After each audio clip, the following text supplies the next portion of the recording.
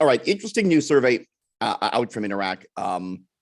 Basically, it finds that we Canadians, people are trying to scam us like on a very regular basis, unfortunately, right? That's correct. Unfortunately, we seem to be a prime target for criminals. How often do people try and scam us? More than half of Canadians face a fraud attempt at least once a week. Wow, at least once a week.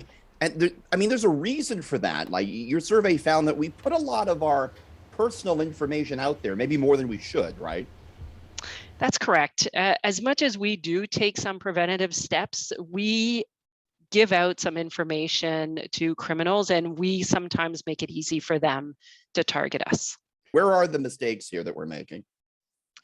We post a lot of personal information, whether it's on our social network, or we just shout it out online. That is one of the number one things that I do find. And then also we use very simple passwords, and that simple password, we use it across multiple websites. So it makes it easy for a cyber criminal to target us and then use that information to get access to other information, to our banking, to multiple platforms.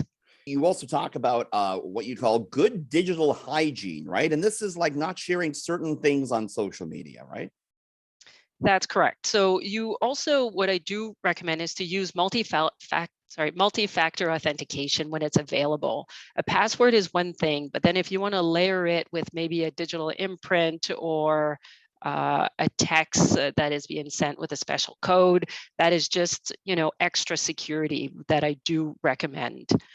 What you'd want to do too is that maybe make your information less public. So Facebook, reduce it to just friends and family, so that when you do post something, it's not accessible to everyone. And if you're going to browse, don't use free Wi-Fi. Wait till you get home and use a very secure server. And don't post the picture. I've got a new car. Here I am with my new car and my license plates in the picture, stuff like that, right? Exactly. I see one that's quite frequent is, my dog, kids' names, and then they use that information for passwords. So if ever anything gets intercepted, then it's really easy to find out what the name of your dog is. And the sad reality is a lot of Canadians have been victims of this type of identity fraud already, right? It's quite frequent. It does happen. And I think one of the things that is being reported by the Canadian Anti-Fraud Center is that in 2021, identity theft was the number one fraud last year. So it's not surprising that we're seeing all these attempts.